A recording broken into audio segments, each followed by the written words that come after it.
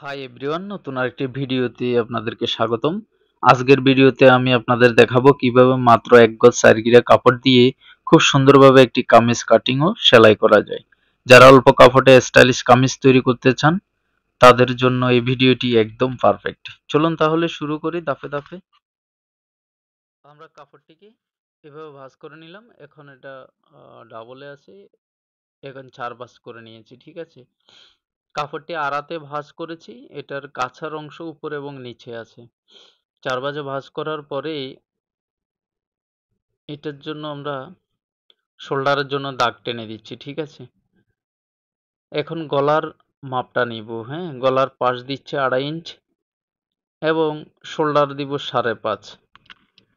নিচের যে দাগ আছে সেই দাগ থেকে 5 ইঞ্চিতে আরমোলের জন্য দিয়েছি এবং ফাড়ার জন্য আমরা 11তে দাগ দিব, ঠিক আছে।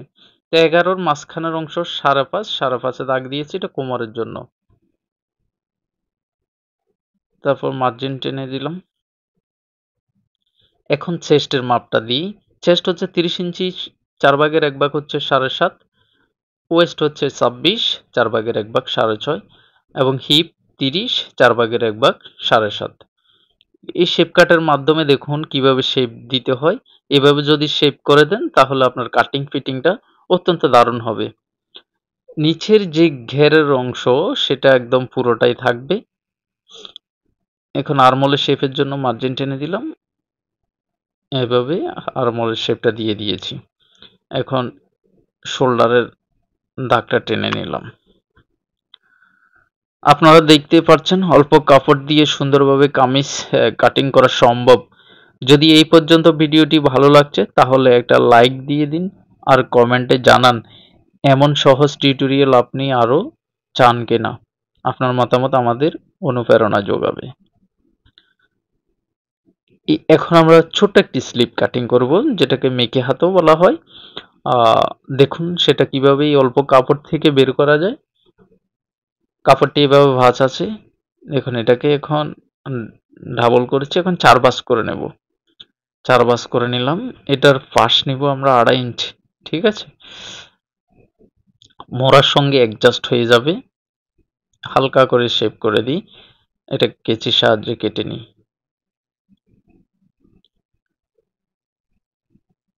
কেচির সাহায্যে কেটে নিলাম। দেখুন এটা ডাবল ডাবল ভাঁজ আছে, ডাবলেই এইরকমই হাতাটা জয়েন্ট হবে। আমরা সেলাইয়ের পর্বে দেখিয়ে দিব কিভাবে হাতাটি লাগাতে হয়। ভিডিওটি স্কিপ না করে সম্পূর্ণ দেখুন, তাহলে আপনিও খুব সহজেই এই অল্প কাপড় দিয়ে কামিজ তৈরি করে নিতে পারবেন। চলুন এখন সেলাইয়ের পর্বে আসি। সেলাইয়ের প্রথম অংশ হচ্ছে মাঝখানে আমরা চাগান কেটে নিয়েছি এবং গলার পাশটাতে চাগান দিয়ে দিয়েছি। কাপড়টিকে এখন উল্টিয়ে নিলাম। ফ্রন্ট পার্টটা নিচ্ছি, ফ্রন্টে যে গলা সেই গলার ডিজাইনটা কিভাবে করতে হয় দেখুন। এই ছোট্ট একটি ডিজাইন গলাতেও দেওয়া হয়েছে। বক্রমটা আগে আমরা কাটিং করে নিয়েছি। যদি বক্রমে গলা কাটতে আপনাদের সমস্যা হয় বা বুঝতে চান তাহলে আমাদের কমেন্ট করে জানাবেন যে এটা বক্রমে গলা কিভাবে কাটিং করতে হয়, আমরা ভিডিও একটা নিয়ে আসবো আপনাদের জন্য। বক্রমের গোড়ায় গোড়ায় সেলাই করে দিচ্ছি। সেলাই করার সময় লক্ষ্য রাখতে হবে যাতে বক্রমের উপরে সেলাইটা না ওঠে।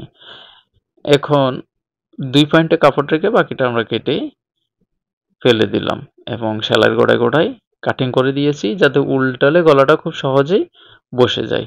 কেচি দিয়ে আমরা কোণটা বের করে দিলাম। তারপরে এভাবে ডিজাইনের জন্য একটি কাপড় নিয়েছি, কাপড়টাকে সাইজ করে নিচ্ছি।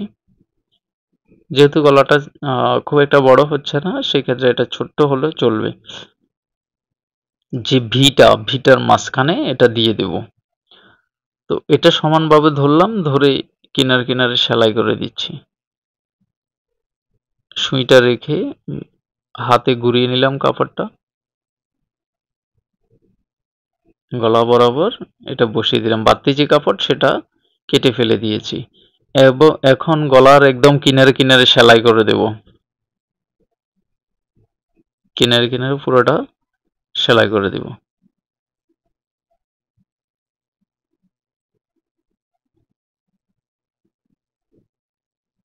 একদম কিনারে কিনারে এক সেলাই দিয়ে দিয়েছি, গলা যাতে মজবুত থাকে। এবং ব্যাক পার্টে যে গলাটি সেটিও একই রকম ভাবে তৈরি করে নিয়েছি। এখন কাঁধে যে সেলাইটি সেটি দেখুন কিভাবে দিতে হয়। গলাটাকে এভাবে ধরে এভাবে ভাঁজ করে দিলাম, ভাঁজ করে একটি সেলাই বসিয়ে দেব। সেলাই কিন্তু ডাবল করে দিবেন, ঠিক আছে? দেখুন গলাটা ঠিক এভাবে ধরবেন, এভাবে ভাঁজ দিবেন, তাহলে গলার ফিনিশিংটা অত্যন্ত দারুণ আসবে।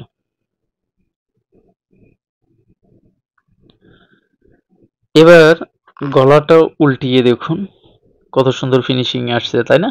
এখন স্লিপটা কিভাবে লাগাই সেটা দেখুন। এই স্লিপটা নিলাম, চাগান কেটে দিয়েছি, মাঝখানে যে জোড়া সে জোড়ার সঙ্গে যুক্ত করে দিই, সমান করে ধরে সেলাই করে দেব। এ হাতা এই স্টাইলেই লাগালে খুব সহজ, বুঝতে পেরেছেন? তারপরে এটাকে এভাবে ধরে সেলাইটা দিয়ে দিব, ঠিক আছে? সেলাইটা দিয়ে দিলাম, এখন চাপ সেলাই বসিয়ে দিব। কাপড়টাকে এভাবে ধরে বডির উপরে, হাতার উপরে সেলাইটা দিচ্ছি না কিন্তু, কামিজের বডির উপরে দিচ্ছি। সেলাই দেওয়া শেষ। ঠিক একই রকম ভাবে ওই পাশে যে হাতাটি আছে সেটাও লাগিয়ে নিব, কেমন? তো ওই পাশের হাতাটাও একই রকম ভাবে লাগিয়ে নিয়েছি। এখন আমরা বডির মাপ অনুসারে 5টা সেলাই করে দেব। বডি যেহেতু 30, 30-এর দাগ বসিয়ে দিচ্ছি। যাতে মাপ এদিক সেদিক না হয় সেজন্য দ্বিতীয়বার আবার মাপ দিয়ে দিচ্ছি। হ্যাঁ, তারপর আসুন মাপ বরাবর সেলাই করে দেব। এই সেলাইটা কিন্তু খুব গুরুত্বপূর্ণ, মনোযোগ সহকারে দেখুন এটা কিভাবে শেপের সঙ্গে মিল করে আপনাকে সেলাইটা দিতে হবে। আর এই ফাড়া বরাবর ব্যাক স্টিক তো অবশ্যই দিতে হবে, সেলাই কিন্তু ডাবল দিতে হবে, কেমন? তো এ পাশ তো সেলাই হয়েছে, ও পাশটা কিন্তু নিচ থেকে হবে, তাহলে আপনার সেলাইটা দিতে খুব সহজ হবে। আমরা এটা উপর থেকে দিয়েছি, এটা নিচ থেকে নিয়ে নিচ্ছি সমান করে ধরে, কেমন? ডাবল সেলাই করে দিয়েছি, এখন সাইড সেলাই করে নেব। তো বন্ধুরা দেখুন এই স্টাইলে যদি আপনি সাইডটা সেলাই করেন তাহলে আপনার সাইড কখনো বাঁকা হবে না, খুব সুন্দর হবে। দেখুন আমরা কাপড়টাকে এভাবে ডাবল করে ধরে এইভাবে দিয়ে ভাঁজ করে তারপর সোজা করে সেলাই করে দিচ্ছি। এখানে নখ দিয়ে ভেঙে দিয়েছি যাতে কুঁচকানো না থাকে ফাড়াটা, ঠিক আছে? তো কাপড়টাকে সমান করে ধরে সুইটা রেখে কাপড়টা ঘুরিয়ে নিলাম। দেখুন চেক করে দেখছি কুঁচকানো আছে কিনা, এভাবে কাপড়টা ফিনিশিং ভাবে ধরতে হবে।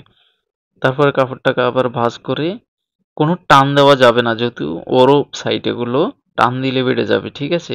হালকার উপরে ধরে সেলাই করে দিতে হবে। এখন কিনারে কিনারে যে সেলাইটি কামিজের ফাড়াতে বসে সেটা সেলাই করে দিচ্ছি। এই জায়গাতে এসে কিন্তু ডাবল সেলাই দিতে হবে, ব্যাক স্টিক দিতে হবে, না হলে ফাড়া অনেক সময় ছিঁড়ে যায়। তো এ পাশটা দেখুন কত সুন্দরভাবে ফিনিশিং ভাবে সেলাই হয়েছে, তাই না? এখন দ্বিতীয় পাশও ঠিক একই রকম ভাবে সেলাই করে নিয়েছি। এখন আসুন নিচে যে আমাদের কামিজের নিচের যে অংশ সেটা কিভাবে সেলাই করতে হয় দেখুন। এখানে বাড়তি যে কাপড়টা সেটা কেটে দিলাম, এভাবে ভাঁজ করে দিলাম, ভাঁজ করে ব্যাক স্টিক দিয়ে দিলাম, ঠিক আছে? এভাবে ভাঁজ করে এবার কিনারে কিনারে সম্পূর্ণ সেলাই করে দিয়েছি। এখন মাপ দিয়ে দেখব বরাবর আছে কিনা। বরাবর সেলাইয়ের জন্য না হলে এক পাশ বড় এক পাশ ছোট হয়ে যায়। তো সেটা না হওয়ার জন্য আমরা দাগ টেনে দিলাম, এভাবে ভাঁজ করে দিলাম। ভাঁজ করে একদম কিনারে কিনারে সেলাই করে দিলাম। হুম, ওকে। এখন কিনারে কিনারে সেলাই পুরোটা জুড়ে সেলাই হয়ে গেল। বন্ধুরা, হ্যাঁ, কামিজ কাটিং এবং সেলাইয়ের ভিডিও আজকে এই পর্যন্ত। দেখা হবে অন্য কোনো ভিডিও।